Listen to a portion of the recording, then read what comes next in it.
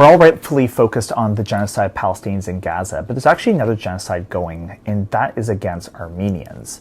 And when I talk about the Armenian genocide, you might be thinking about the roughly 1.5 million Armenians who were killed by the Ottoman Empire 110 years ago. The problem, though, is that this is actually not just a historical legacy. There's actually still continuing to be the genocide and ethnic cleansing of Armenians today. Today I want to talk about two of these things. One is the ethnic cleansing and genocide that's been done by Azerbaijan, and the other one is the one that's been done by Israel, and that's happening right now pretty much. So first of all, Azerbaijan back in 2023 engaged in a full military invasion of the area of Artsakh, where there were 120,000 Armenians living there. They were all quickly removed from the area, and unfortunately, when I mentioned this to other people, again, I've written a lot about this, most people have never heard of this. It wasn't actually that much reported in the Western media, and very soon after this happened, Western countries continued to buy oil and gas from Azerbaijan as if nothing's ever happened, the same way that they also ignore the genocide of Palestinians in Gaza, same thing here.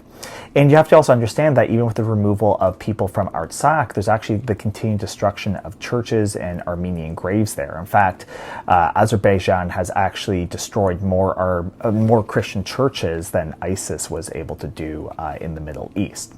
The second genocide and ethnic cleansing is Armenians living in Jerusalem. Again, just like in Artsakh, they've been living here for thousands of years.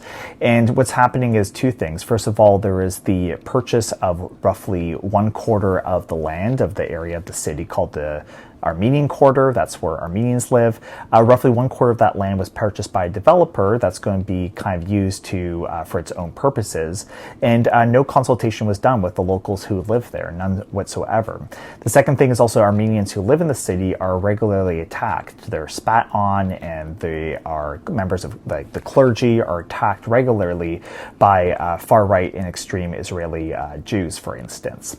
So this is what's happening right now. The only silver lining, I'm not saying that there's anything good with this, but the only thing that can come out of this is I really do hope to see going forward in the future a growing alliance between Armenians and Arabs, because you're both facing genocide right now.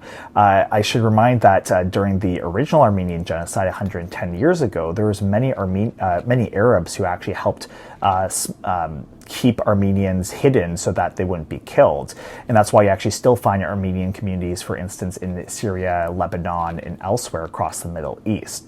So I really do hope that the Armenians and Arabs unite together against this genocide, and I hope the genocide of both Armenians and Palestinians in Gaza stops promptly. Thank you.